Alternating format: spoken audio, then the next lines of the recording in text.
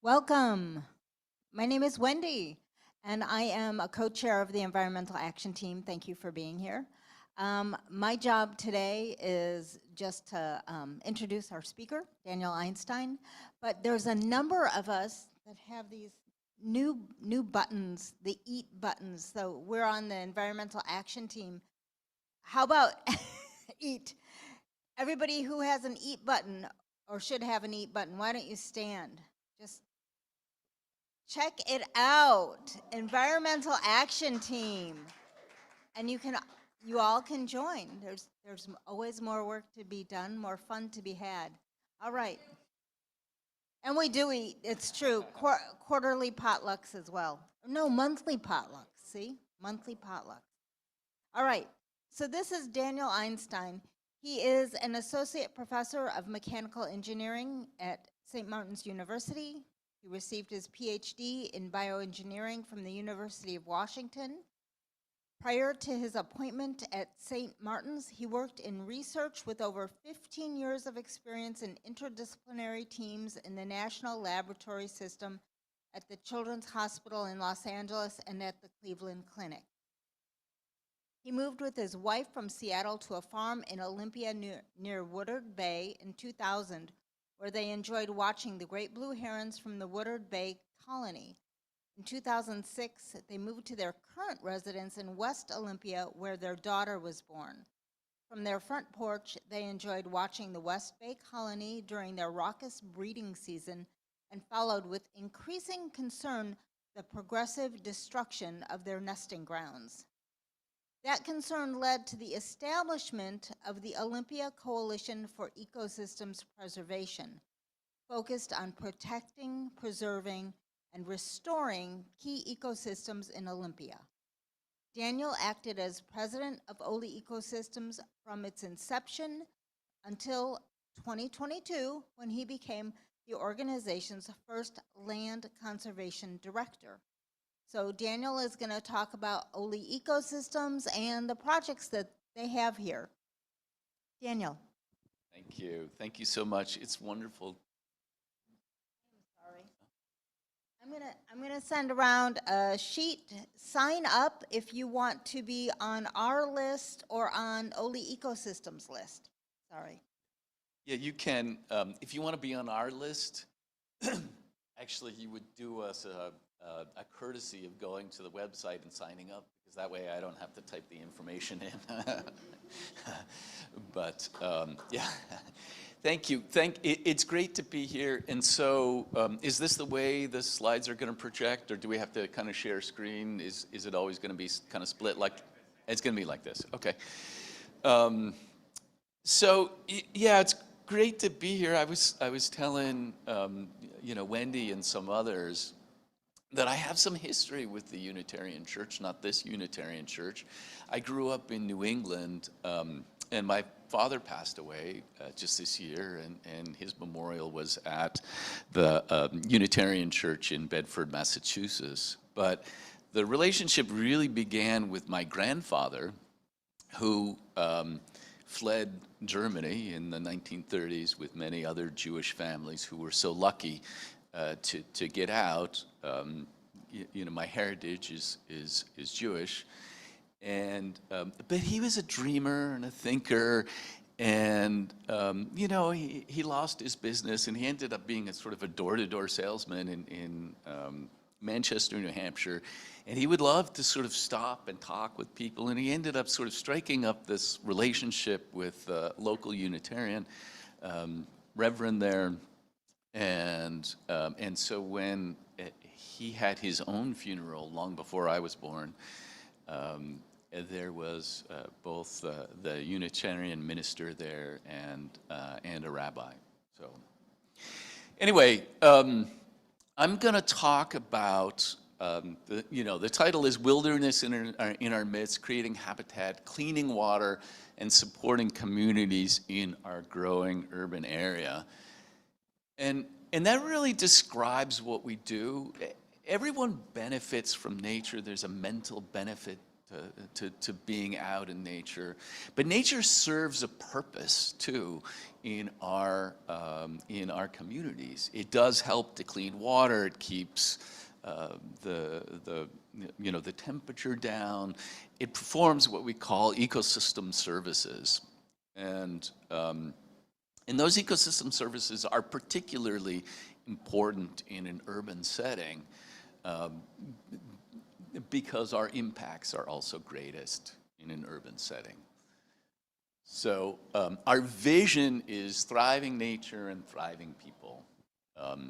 We want nature and the human community to both thrive together, to be sustainable in the urban setting, and we want that relationship to support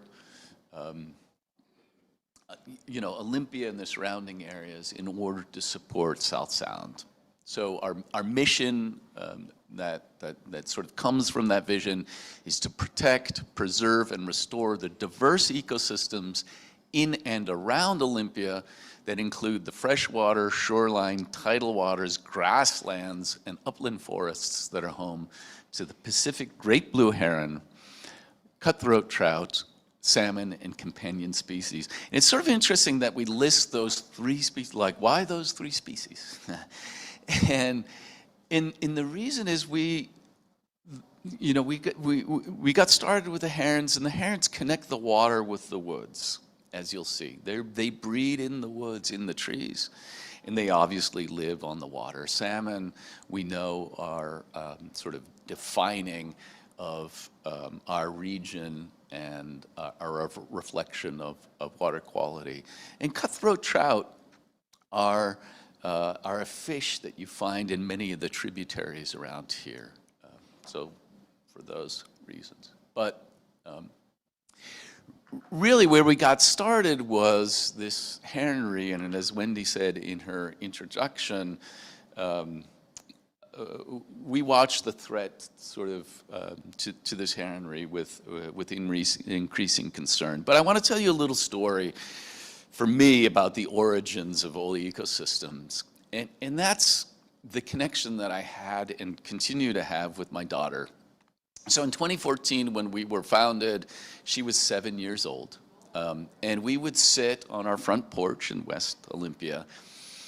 And it was a yearly thing, and we would watch the breeding of the herons in the woods. We could see it right from our porch. There's kind of a swing there, and we sat there.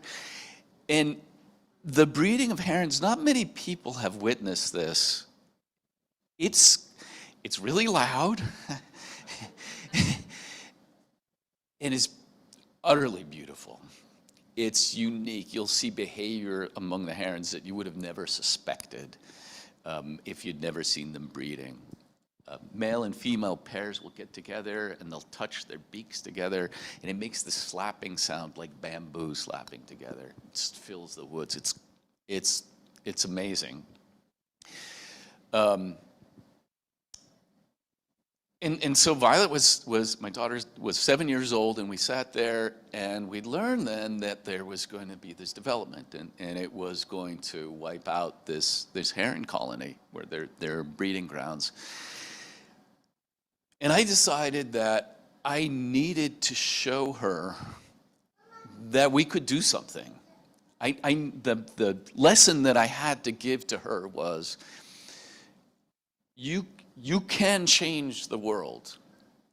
You have to work really hard, but you can change the world. And I had, of course, no idea how to do it, and whether it would succeed at all. But it was necessary. It was necessary for me. It was necessary for her, and so we began. And this really sort of is part of the DNA of our organization. We don't look at what we can do in terms of what is possible. We look at what is necessary, and then we work to make it possible. And that is a real, that's sort of a spirit that runs through our organization. So this is the first parcel on West Bay Woods down there on Bud Inlet that we acquired. This was where the heron colony was, the trees there. And we began immediately to restore it. One of the things that I believe in is work. Right? You can't inspire people to do things unless you work. And you've got to be willing to work as hard as you possibly can. And so we started to work right away. And you see there on the left, that's what that parcel looked like. Take a look at it. Look at the trees. They're covered in ivy. Many of the alders are leaning sideways. They're falling down. That's what it looks like today.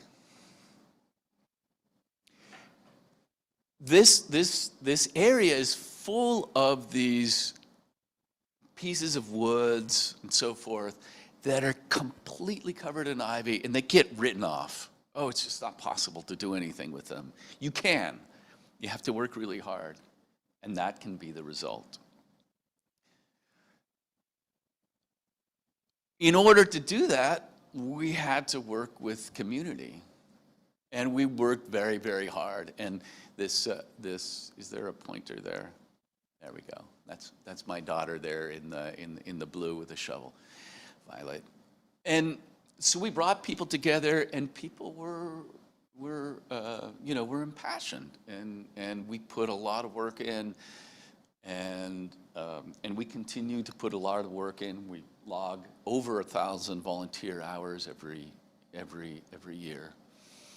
And so just in this West Bay Woods Preserve now, we started off, in 2014, but our first piece of property was acquired in 2015.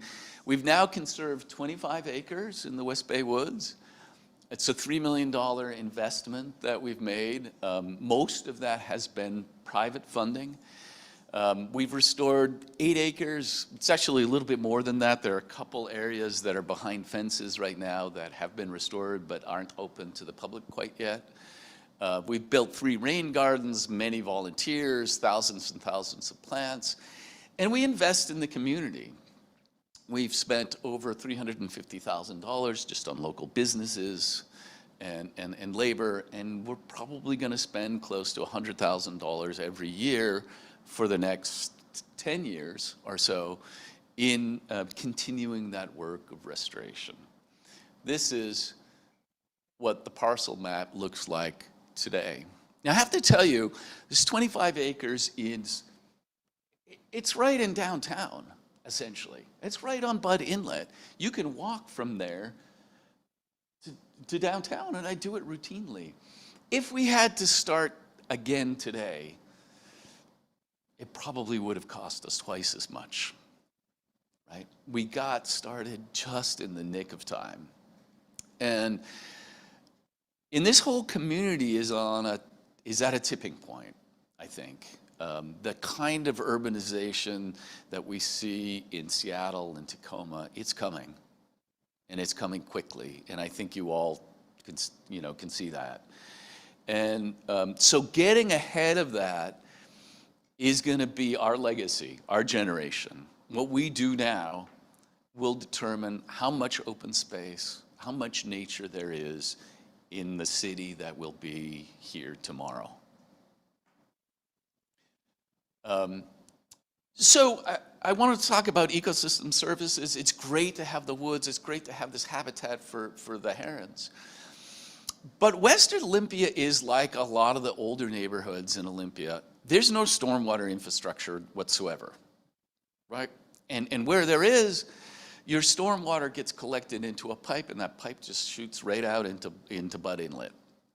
Well, it turns out that stormwater, and just to give you a sort of an understanding of the magnitude of the problem, there are 40 different outfalls, stormwater outfalls, so pipes that drain into Capitol Lake and Bud Inlet, alone. That's untreated stormwater, gallons and gallons of untreated stormwater.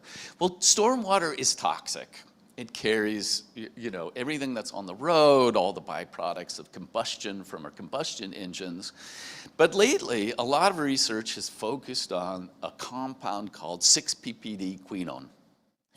And what that is, it's this compound that's in your tires. And as you drive your car down the road, the tire wears, and the dust from that contains 6-ppd quinone. And that doesn't matter. You can drive a gas guzzler or a zero emissions vehicle. You know, they're both contributing 6-ppd quinone to the water. Well, 6-ppd quinone was just recently identified as the compound responsible for the death of coho in our waterways. So Jennifer McIntyre at WSU did this very simple experiment. She took stormwater, untreated stormwater, from off of I-5 and put adult coho in it, and then she put adult coho in another tank, in a kind of a control tank. The adult fish were dead in 1 hour without exception, 100% fatality. That's what we're... All stormwater, yeah.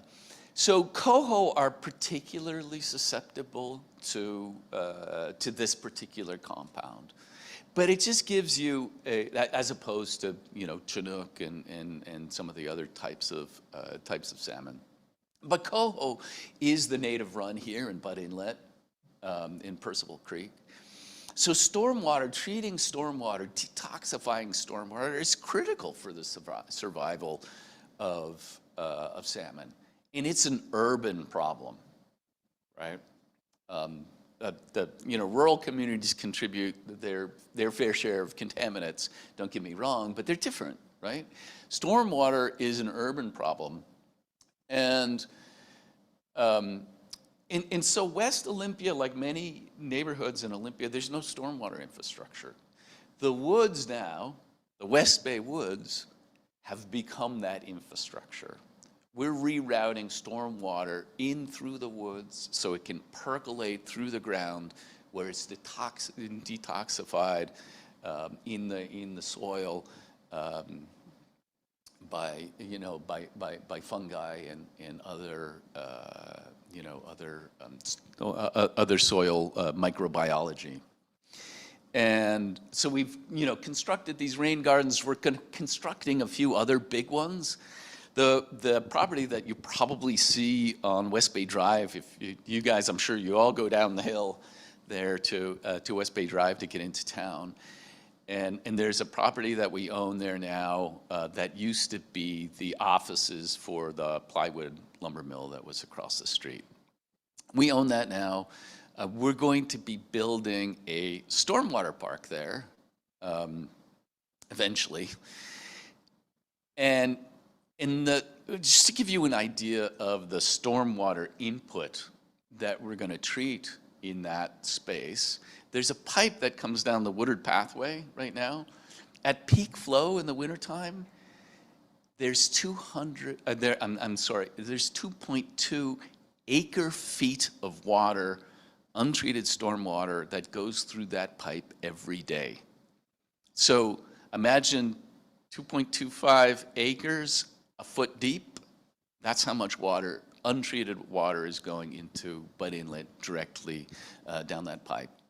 And so we're going to create sort of an artificial wetlands there and a system of filters and so forth that's going to treat that stormwater. And we're in the process of, it's sort of been a long permitting process, but we're in the process of building a pond now across from Reliable Steel, that old derelict building on West Bay Drive. That used to be a parking lot. Now it's going to be a pond, and its principal purpose is less about stormwater and more about just biodiversity, bringing different kinds of plants and animals in there. Okay, so here's the first rain garden that we constructed on the end of Dickinson. There's a before and an after. And that's just there in the West Bay Woods. This is the Hayes Avenue bioswale. This is the way it looked at first. You can see there's all ivy. It's just spilling off the end of the road there. This is what the situation looked like. And so we built this bioswale there. So a bioswale is like a rain garden. It's a system of plants. It's a community of plants that work to detoxify stormwater, and that's immediately afterwards. And this is what it looked like after one season. These are willows that you're seeing growing there. They're now 30 feet tall. And that whole area was blackberry and trash. It was the end of the road. There was illegal dumping there for years and years and years and years. We took 2 tons of trash out of there. And then the Rose parcel, this is the parcel that's right on West Bay Drive, that's behind the fence right now. There you can see the ivy-laden trees and people working on it. And there's a little video here showing how many volunteers we get from the community out there to help us with the planting. This was an MLK Day celebration that we had last year, MLK 2022, January 2022. We're in the process, like I said, of constructing this stormwater pond, but it's about introducing biodiversity into the area. Okay, and then this is that piece of land that's directly across from West Bay Park. And this we call it's called the Brown Avenue parcel, but it's our West Bay connector, we call it. You're gonna be able to walk from West Bay Park through the woods up to the co-op. And when the city finishes the park all the way to the 5th and 4th Avenue bridges there, you'll be able to walk from the co-op all the way to the Supreme Court building, right up on the Capitol. So this is what it looked like when we first got it, and here is people helping us to restore it and introducing, again, some stormwater infrastructure there. This is, after one season of growth, and right now it's just this amazing growth of green. So here's some other shots of the West Bay Woods, the way it looks now. And I invite you to visit the West Bay Woods if you haven't. It's really beautiful, and I'm very proud of it. It was just this enormous leap of faith to get started. We're going to pull ivy. We got a lot of "it's useless, you're never going to make it" kind of comments, and and we did. And looking back, it just it's a reminder for me as we face the challenges in the future that it works. If we put the work into it, we can make change. Okay, so what we're going to do later on today is we're going to visit this parcel here, the Crest Preserve. And this is just right up the street from you, and if you've traveled on Cooper Point Road, you've seen it. It was this clear cut that happened in July of 2022. So it's less than a year ago. And we obviously did not protect it from being clear cut. We were unable to do that for a lot of reasons, but principally because we didn't have enough money at the time. And but we did conserve it after it was cut, 25 acres that's adjacent to the city city open space park. You can see the creek. That's one arm of the Green Cove Creek that drains from it. The Green Cove Creek has ESA, so Endangered Species Act protected Chinook and steelhead in it. It is our best shot at salmon recovery in Olympia. And so loss of this forest here was really devastating and could have a really significant negative long-term impact on the water quality in the creek unless we did something about it. So we scrambled And so far, we've put $500,000 into it, and we just got a $220,000 match from the city of Olympia to help us with the restoration costs there and stewardship costs. And we've spent, in terms of restoration, we've spent $170,000 already. And this is going to be a long-term effort. It's going to take a while. Let me just show you what this is. This is what it looked like. This is a year ago, less than a year ago. And then in the fall already, it looked like this, okay? We put a trail system in because we needed to move materials around. We distributed some of the slash. We ground up a lot of those piles of slash to make wood chips, and then those baskets that you can see are cedar baskets. It still looks bare, okay, but it's headed in the right direction. You can see the culvert in there, and then now these pictures are taken just recently. It's on the road to recovery. It's going to be slow. We don't have trees this big yet, right? That takes time. But as you can see, there's a lot of plant life that we've introduced there, and it's coming back. Here are some other shots, just of what that looks like. So again, it's a long road. I pray for rain. There's really no way to water the forest. You can't irrigate the forest. So, in part, it's going to depend on what Mother Nature does. But it's on the road to recovery. Now, the last property that I want to talk about is this Deschutes River Preserve that we purchased the very last day of 2022. And we spent $1.5 million buying this. It's a 367-acre former dairy farm, and it's at River Mile 6 on the Deschutes River. It's just outside of Tumwater.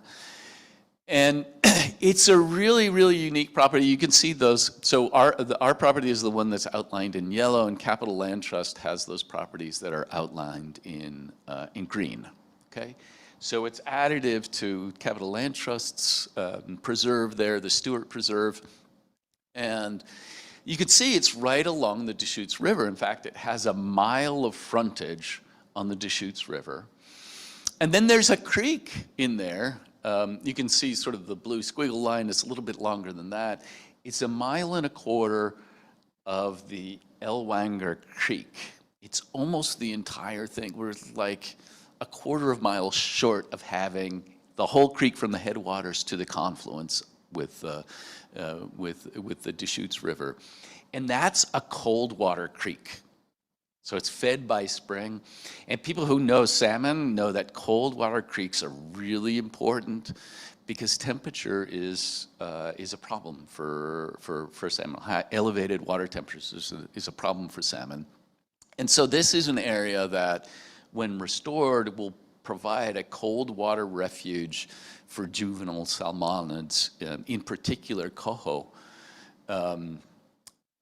So coho are kind of funny. I don't know how many people know sort of about the life cycle of coho. Everybody knows salmon.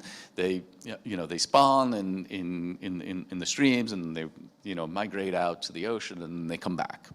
Well, coho spend a whole year and a half in the freshwater before they go out to the sea. Most of the other salmon species go immediately out. They spawn. They spend maybe a month or so in the freshwater, and out they go. So for coho, it's really important to have a refuge, someplace they can live and grow for an entire year and a half. So this property has 160 acres of wetlands.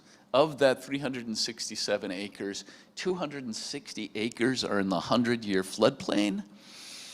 And and then there's this piece back here, which is going to be prairie land. So we have big restoration plans for this. It's going to take a long time. This is a 30-year effort, and and we're obviously just at the very beginning. We've we've already put in or committed $300,000 in restoration funds. We're going to need millions to restore this over over the next 30 years.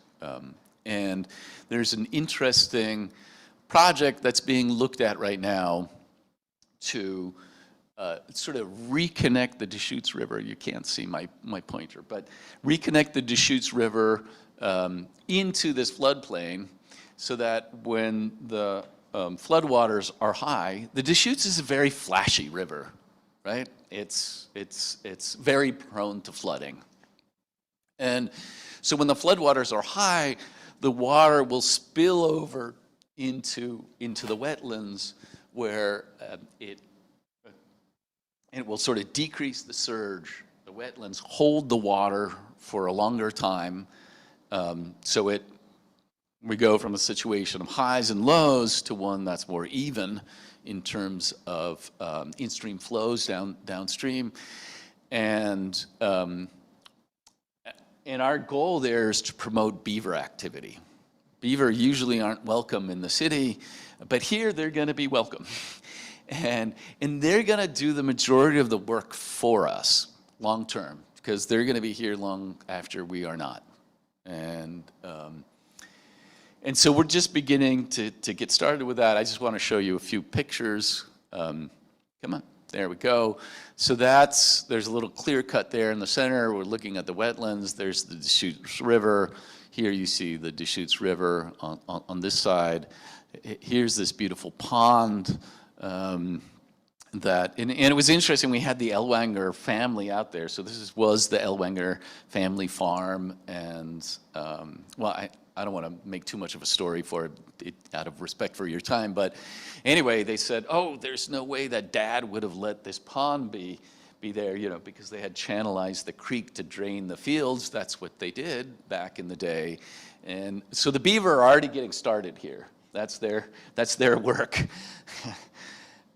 And then this is Eyre Springs. This is a cold water spring here with also beaver habitat. So I'll wrap up there and take some questions, and then we can figure out the logistics of getting those who are interested out to Cooper Crest. But I wanted to acknowledge the following folks. First of all, Angela Bowen Foundation has been instrumental for us. It's been, just an incredible partnership. And also the Dawkins Charitable Trust, that has been sustained us over the years. The Rose Foundation, we've worked with the Nature Conservancy, we work with the county sometimes, and the city of Olympia sometimes.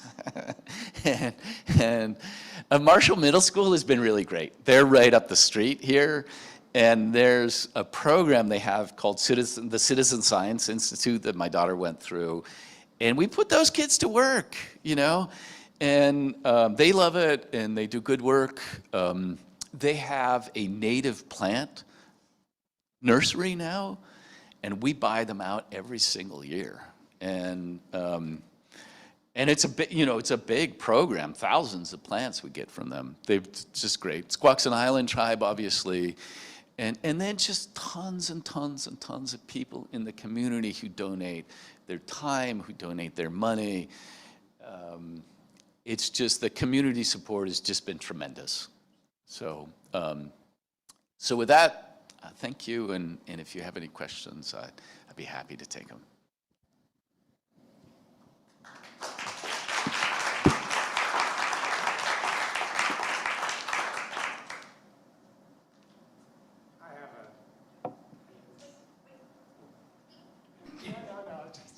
It's an odd question, but when you take out the ivy, how much do you have to husband the land to keep the ivy out? It depends on how long the ivy has been there. So in the best case scenario, the seed bank's still there. Yeah. All of the understory plants, the Indian plum, and and so forth, the salmonberry, it's there.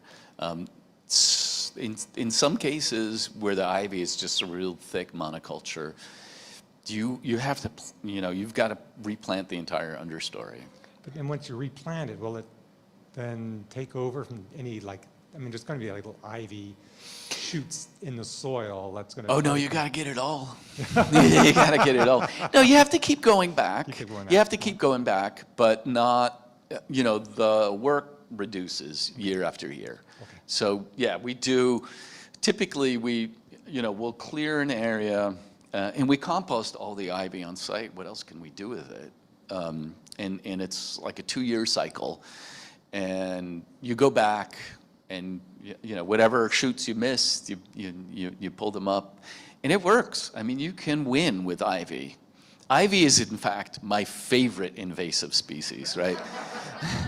because you can win. Yes, sir. I was wondering if you're feeling any hope because of the efforts of one of our other partnership groups, the Thurston Climate Action Team. They're working to get the county interested in some changes that need to be made. Have you feel like there's hope? Yeah, absolutely. I mean, so, hope is always there. And for me, hope is work, and you put the work in and things change. And in terms of the Thurston Climate Action Team, I think they're doing great work. It's policy work, and we don't really get involved with policy, so I'm glad that somebody is. And so, yeah, I think we're really seeing a lot of activity in a lot of different ways, and I'm hopeful. Yeah. So just a minor question. How do you compost ivy? Oh, yeah, okay. So what we do is we put tarps down, and you make a big pile on the tarp, and it will dry out, and the tarp is just there so it doesn't root, and then you flip it over after a year, and and dry it out in the summertime. It's a 2-year process.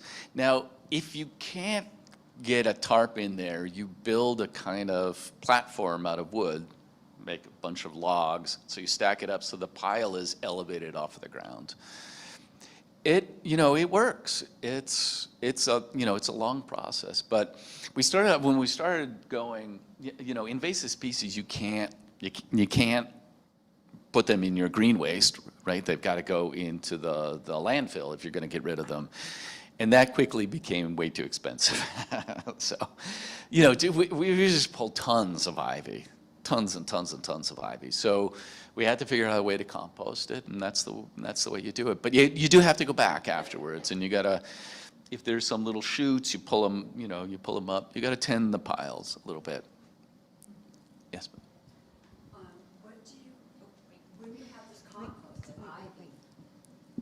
When you have this compost of ivy, what do you do with it? Oh, we spread it around. Once it's dead, we spread it around. Or 2 years, yeah. Yeah. So it won't grow again? No, once it's dead, it won't grow again. Yeah. 2 years. Yeah. Hey, it takes a commitment, Does it have to have sunshine on it to compost it, or can you? No.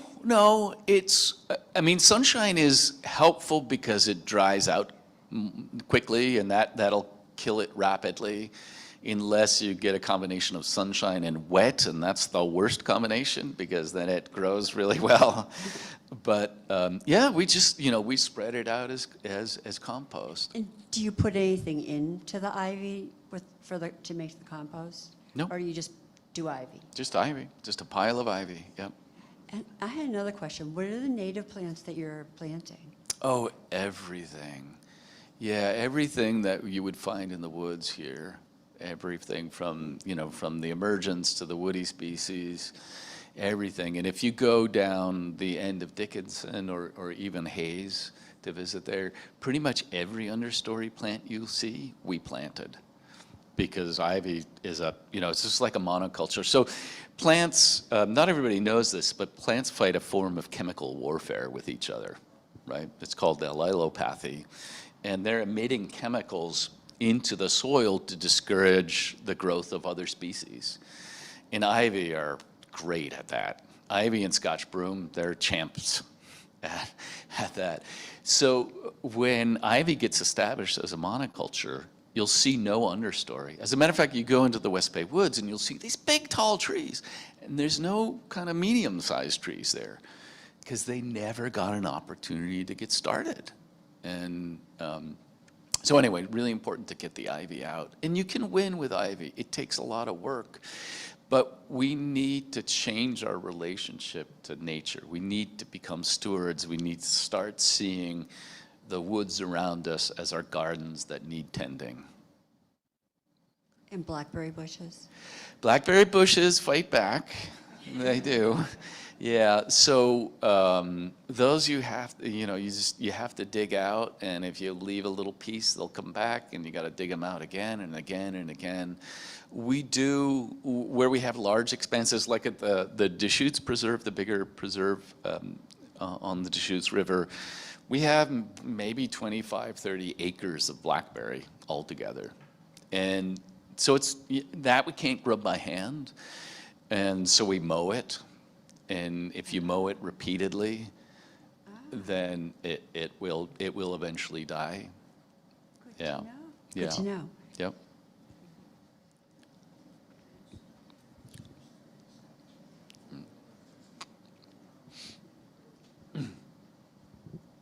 Thank you for your talk. This has been really interesting. One question I had was when you were describing the runoff and the ponds or those wetland areas that you were creating to sort of filter out some of the worst of the chemicals before it goes back into the sound. I was wondering, is that scalable? Is it enough to do what a city needs in order to clean the water for reintroduction in the sound? Absolutely, it is. I mean, it won't be one stormwater pond. It'll be several. And, construction these days mandates that. So new construction, you'll see there are always these detention ponds. That's what that's all about. And, but it's the old construction, the retrofits, where we, in the Puget Sound region, really need to focus. And Washington is a leader in the nation in treating stormwater. I mean, we obviously have more work to be done, but Washington's a leader. And I've been traveling back to Massachusetts over the past couple of years, and it's catching on all over the country. So, yeah, lots of rain gardens, not just one, but lots. Yeah. Yeah. Go ahead. This is really very inspiring and fascinating in many ways. I'm just wondering, how hard was it to get the support from these foundations that are helping you so much, it sounds like? Yeah, it was hard. It was hard. I mean, we started off with $80, okay? And it was my $80. And what we had to do is demonstrate to people that we were willing to work hard. And so we were out there every single day pulling the ivy. Even when we didn't own any land, we were out there pulling ivy. And people saw us and they started to believe in us. And one thing led to another. And it's, our growth is kind of done like this. And yeah, but we had to prove ourselves, and I think that's fair.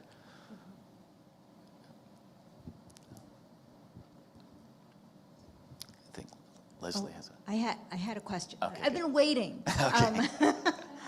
I want you to say something about the Scotch broom, because I saw in your recent newsletter they're little now. Yeah, boy, Scotch broom. So ivy's my favorite invasive. Scotch broom is my least favorite. Blackberry's a close second, but Just over the hill here, there's the abandoned gravel mine, which is wall-to-wall Scotch broom and has been for years and years and years and years. Those seeds from the Scotch broom, which is also another invasive species that practices chemical warfare, have been spreading through the woods. They're here, believe it or not, they're here. And when because the birds carry them and so forth, and they get dropped. And when the woods was cut, suddenly there was all this sunlight. They don't do well with shade.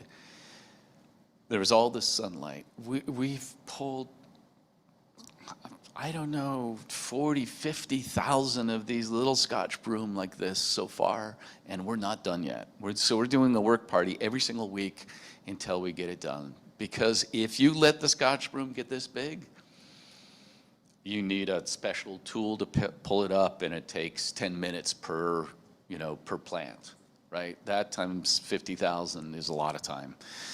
And yeah, so the Scotch broom, we've been pulling up, and we've got a pile like this right now of these guys that are this big. But that's what you got to do. You get on top of it.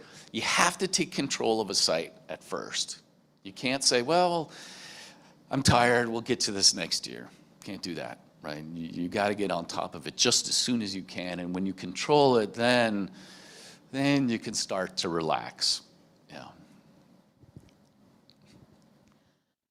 I'm curious about prospects for regulating that tire preservative.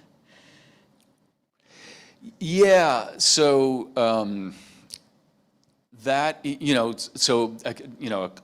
ecology would do that regulation, and I don't know exactly what's happening there with respect to that, but I know it's they're working on it.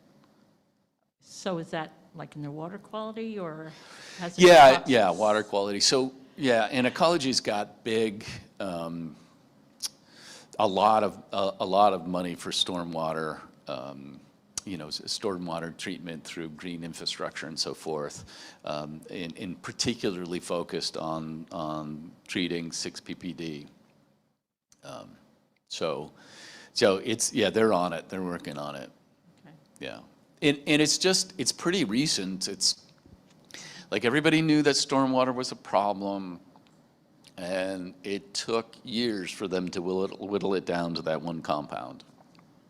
And so, the way our regulatory system works is, as a manufacturer, you don't have to demonstrate that stuff's safe, right? We just wait until there's a problem, and then we go back, and that's, that's from the EPA on down. So, yeah.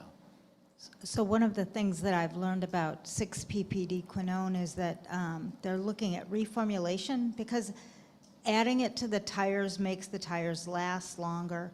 And so there's also some work under ecology to look at different additives. And so yeah. that's happening too.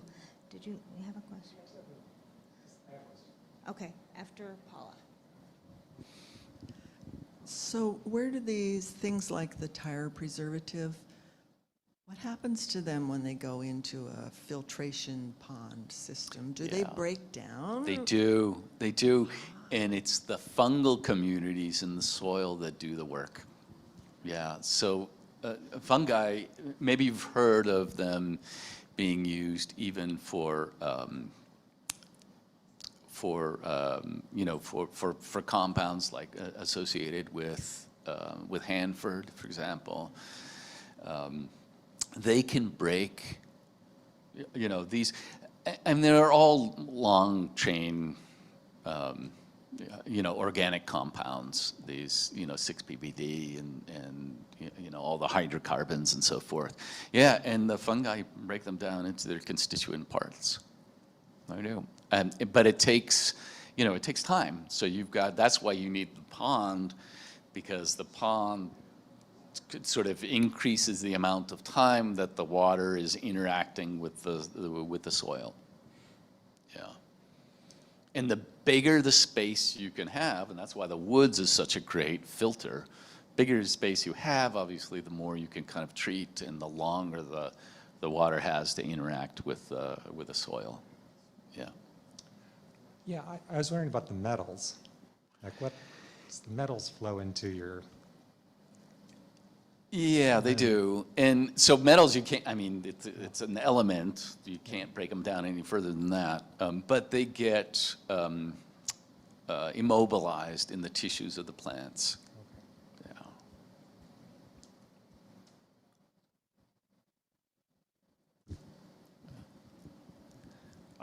I know you're more about action, which I really laud, but over policy. But just the other day, I was riding the bike trail on the Chehalis Western, and I had not been north from Lacey for a while on it.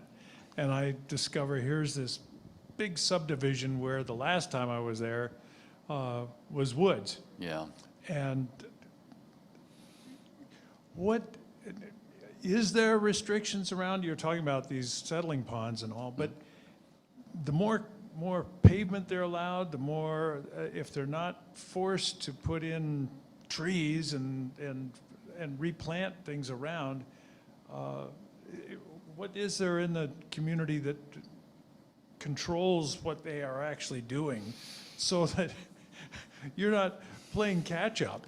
Yeah. I mean, it's bad enough, the catch-up situation, but if we're allowed to put in more things that just create more problems, as Yeah. opposed to saying, well, what, from now on, we're going to reduce problems with whatever we do. Yeah. See what I mean? Yeah, I do. Yeah, absolutely. And yeah, and it's a problem. Otherwise, we're going to constantly be playing catch up, constantly. And and that was one of the reasons that we were attracted to this Deschutes Preserve, is to try to get ahead of it, because that could have been, beautiful development. It'd be lovely to live there, but it would have had adverse impacts. But yeah, it's hard because the law currently requires some fair use of property. You can't tell someone you can't build anything here if they own a piece of property. And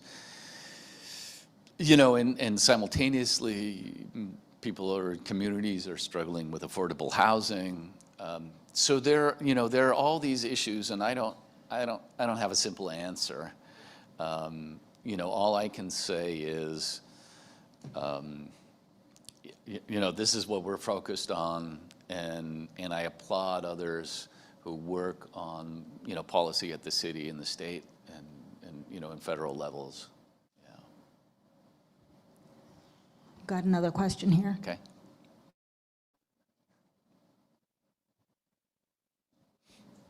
But I guess I should add one more thing, and that is, having done what we've done, we do have a stronger voice in the city and in the county than we would have had we not done anything.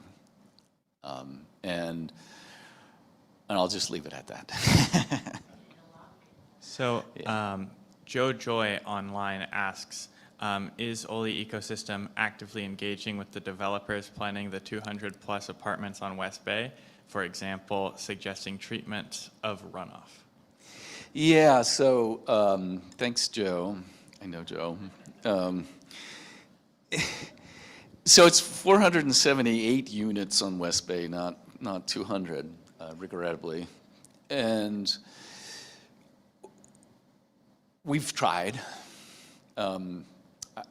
I think, personally, probably, given the nature of the situation there, some level of development is probably appropriate. I think the scale is completely off the charts. It's, the road can't support that traffic. With sea level rise, I really think it is a bad idea.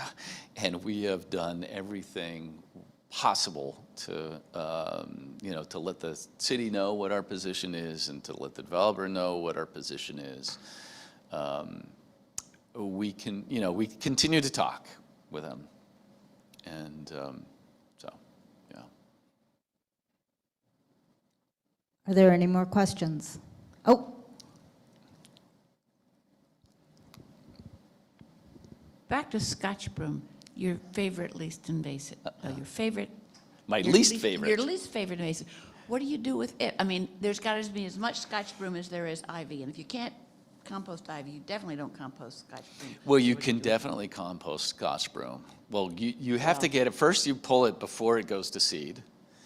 And a Scotch broom is really interesting. So if you look at a Scotch broom start, that's this tall off the ground, it's got a taproot that's this long already, right? That's why it's so successful. And in plants that have taproots are if you can pull them out, they're really easy to control because they need that taproot to survive. You can even, those little guys, you can just pull them out and lay them on the ground and it won't reroot. It needs that taproot. But you got to get them early. Yeah. Yeah. Well, thank you all so much for your attention. You got one more? no, I Okay, think, good. are we all good? Okay, so let's thank Daniel, and then we'll.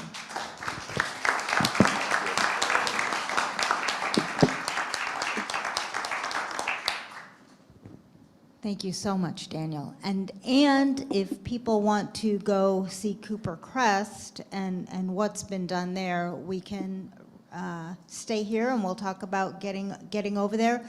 It's a very short drive, and so it's near the church. Yes, you just go to the handy pantry, you turn on 20th and go up the hill towards Marshall, and there's a gate there and a sign, and it can't even be a mile, I don't think. All right.